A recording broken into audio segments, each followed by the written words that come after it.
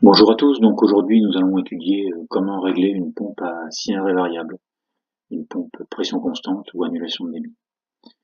Donc ici vous avez le schéma de la pompe, donc c'est une pompe de chez Rexroth, une pompe à 4 VSO en circuit ouvert.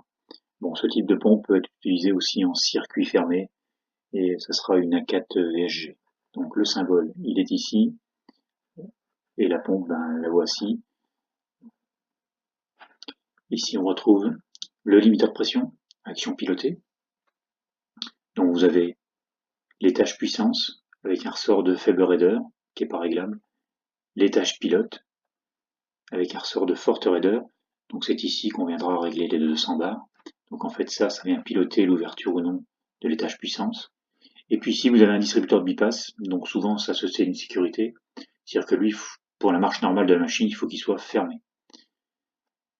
Autrement, quand il est ouvert, en fait on vient ouvrir le clapet et toute l'huile retourne au réservoir librement sans aller à l'utilisation. Ici c'est le distributeur, donc c'est un distributeur pour le fonctionnement de la machine qui doit être fermé, un centre fermé. Puis là ici, donc là c'est un bloc forêt qui est dessiné. Ici derrière le bloc forêt où on va avoir une petite vanne. Alors ça c'est pareil, la vanne il faut qu'elle soit fermée. Autrement toute l'huile issue de la pompe retourne librement au réservoir, juste en poussant le petit ressort de rien du tout là. Donc la machine ne fonctionne pas. Donc le limiteur de pression, donc ici on retrouve l'étage puissance, ici on va retrouver l'étage pilote, donc c'est là où on fera les réglages de 200 bars, du sur le mano, et puis là il y a le distributeur de bypass. Concernant la pompe, donc ici c'est le symbole de la pompe, ici vous avez le plateau de la pompe désigné par la flèche, et ici vous avez le servo-piston. Ici vous avez l'annulation de débit. Donc savoir que toutes les pompes en circuit ouvert à l'état repos sont orientées pleine cylindrée, grâce notamment à des ressorts. Donc dès qu'on met la pompe en route, elle va vous débiter toute sa cylindrée, donc tout son débit. Le distributeur étant bouché, le limiteur de pression étant réglé à 200 bars, la pression va monter dans le circuit, elle va venir pousser le tiroir qui est ici. En face, vous avez un ressort de 180 bars réglé, et en fait, on va venir déplacer ce tiroir et orienter l'huile derrière le servo-piston. Et le servo-piston va ramener mécaniquement le plateau de pompe à zéro. Donc la pompe ne va plus débiter et vous maintenir une pression de 180 bars dans votre circuit. Donc ici, schématiquement, on va retrouver des flèches, ça c'est des butées de cylindrée, mini et maxi, et puis le réglage de la pression constante. Donc sur la photo, ici vous retrouvez le servo-piston, ici vous avez les butées de cylindrée, vous avez une autre derrière, là, cachée, et puis ici vous avez le réglage de l'annulation de débit, donc les 180 bars. Donc ici sur cette pompe-là, on va retrouver un tuyau d'aspiration, un tuyau de refoulement et un tuyau de drainage. Donc sur la photo, on retrouve l'aspiration, le tuyau de refoulement et le tuyau de drainage. Donc le tuyau de drainage qui est indispensable avec des pompes cylindrées variables, car le servo-piston là qui entraîne le plateau de la pompe, à chaque fois qu'il bouge, il y a de l'huile évacuée, donc on évacue cette huile au réservoir.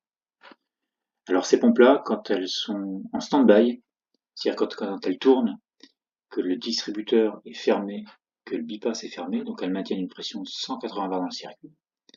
Par contre, elles ne débitent pas, donc mécaniquement elles ont tendance à chauffer. Donc parfois, c'est pas le cas ici, mais parfois on prend une petite pompe annexe et on fait ce qu'on appelle du balayage de pompe, c'est-à-dire qu'on prend de l'huile fraîche du réservoir, on l'amène à un orifice de drainage de la pompe, ça passe dans le carter de la pompe et ça ressort par un autre orifice de drainage. Donc par exemple ici on pourrait amener de l'huile fraîche par cet orifice de drainage là et ressortir l'huile par le second orifice de drainage pour refroidir le carter de la pompe. Alors comment on règle ceci? Donc on va desserrer l'annulation de débit de la pompe, on va desserrer le limiteur de pression, on va mettre la pompe en route, on touche pas au distributeur, on va actionner le bypass et on va surtarer la pompe. C'est-à-dire qu'en serrant la vis ici, donc ce réglage-là, je le rappelle, c'est cette vis-là, on va finalement transformer la pompe en ferré fixe. C'est-à-dire que le petit tiroir ne va plus pouvoir bouger, donc on va plus pouvoir ramener de la pression dans le servo-piston pour annuler le plateau de la pompe. Donc la pompe débite tout son débit, ça passe par le limiteur de pression. Donc à ce moment-là, il vaut pas grand-chose, hein, juste le petit ressort de l'étage puissance. Et ensuite, vous réglez ici à 200 bars. Donc dès l'instant que vous touchez la vis du limiteur de pression, donc cette vis-là, je vous rappelle, c'est cette vis-là, on doit voir l'aiguille monter. Dès l'instant qu'on a 200 bars, ensuite on vient desserrer l'annulation de débit de la pompe jusqu'à 180 bars. Et 180 bars Lucumano, c'est le réglage de votre pompe. Alors, il est à noter qu'il faut impérativement que le limiteur de pression soit réglé en anti-choc, c'est-à-dire qu'il soit réglé au-dessus de la pression ou de l'annulation de débit de la pompe. Généralement, on est tout le temps réglé une vingtaine de bars au-dessus. C'est toujours le limiteur de pression qui protège la pompe, c'est pas l'annulation de débit. L'annulation de débit, c'est juste pour le fonctionnement de la pompe. Alors, à quoi il sert, le limiteur de pression? Mais en fait, la pompe, quand elle est orientée pleine cylindrée, et qu'on vient par exemple refermer brutalement le distributeur, le temps qu'elle vienne réduire sa cylindrée, la pompe elle évacue de l'huile. Et donc cette huile, on vient l'écréter. Donc en fait on vient écréter les pics de pression.